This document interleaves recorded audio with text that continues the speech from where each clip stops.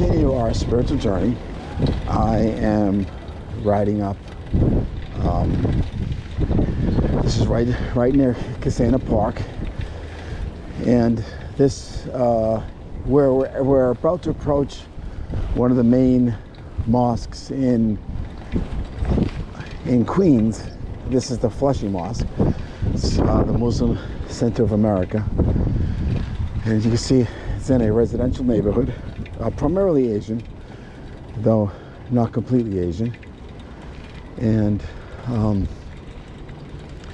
this is Geranium Avenue, and you can see it really is a beautiful mosque. Now, if you can see it, you can see the minaret. You can tell me riding my bike too long. The minaret and the dome. La ilaha illallah. There's no God except Allah, and Muhammad is his messenger. And this is it. It is. Oh, it's open now. Open 5 days prayer. I hope you can see that. See, beautiful mosque. There it is. Nice mosque. And there's also a school here. Yeah, and it's strange. I mean, it's a Kissenna Boulevard is right here. It is a residential neighborhood, and a lot of the people that go to the mosque, a lot of these Southeast Asians, Pakistanis actually live in the neighborhood. What's cool about this neighborhood is that right around the corner, like literally 100 yards, there's a Ganesh Temple. Under construction, but it's still a functional temple. And this is so cool. Look at this. I don't know if you can see this or not. Hindu temple. Yeah, it's the Ganesh Temple here. And like I say, every August there is they put a big statue of Ganesh, who's the remover of obstacles, the deity that sits down in the lower chakras, and sort of a road opener, similar to Elegua in the Santeria religion, in the African traditional religions. And this is just, it's funny, this place is, it's basically a house turned into a hardware store, which is cool. Looks like my grandmother's house. And mainly, like I say, Asian neighborhood here. Holly Avenue, Kissenna, which I think is really a charged area just because of all the different religions here. I love this. This is one of my favorite spots in Manhattan, really is.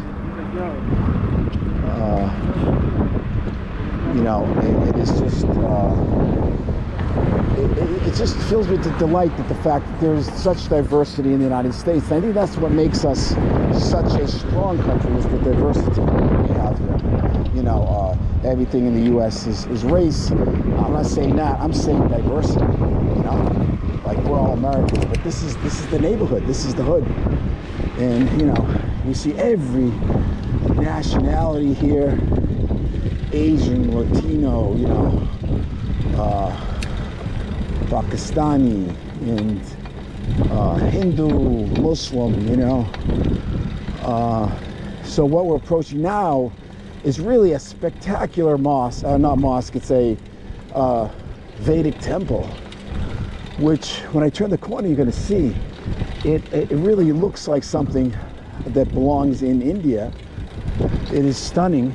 And there's also a restaurant outside, an Indian grocery outside, as well as there's food and a gift store inside.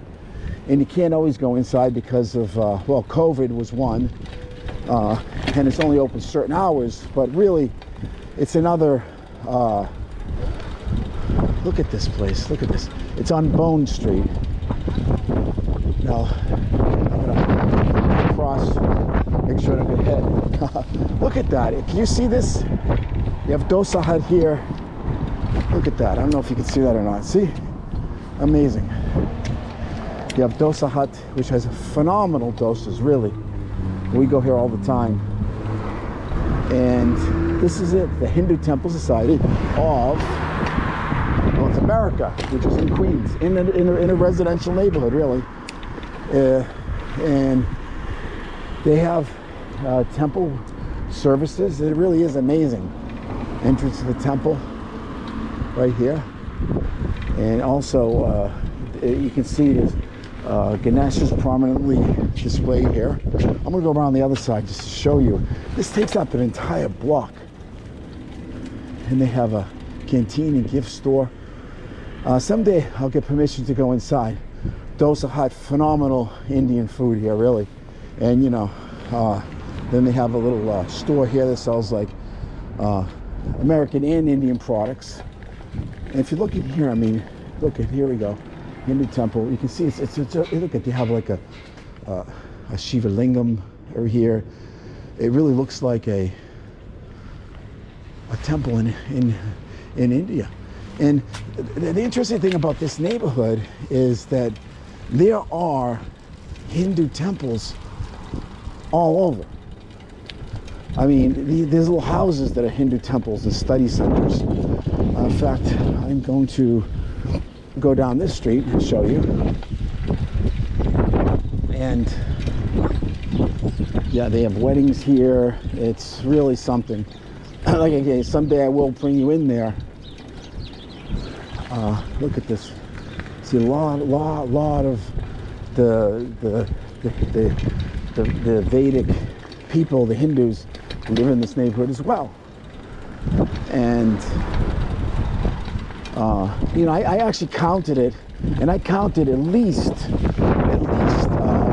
this is a Buddhist temple right here. Okay, this is a house, but and right here we have another sort of Hindu temple, Om Sai Mandir. Okay, they probably have teachings there. Maybe one of the gurus lives there.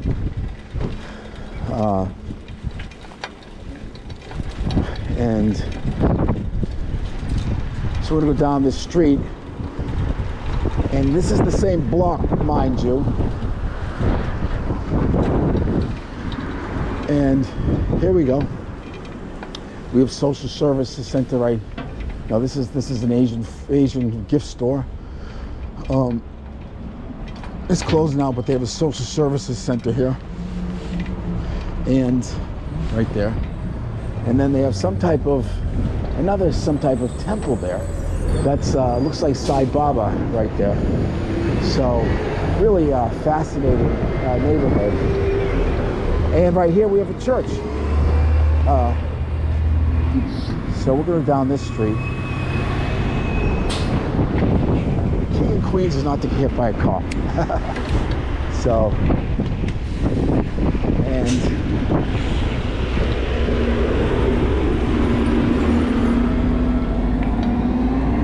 I'm going to beat the bus. Look, I'm beating the bus. No, I'm not going to do that.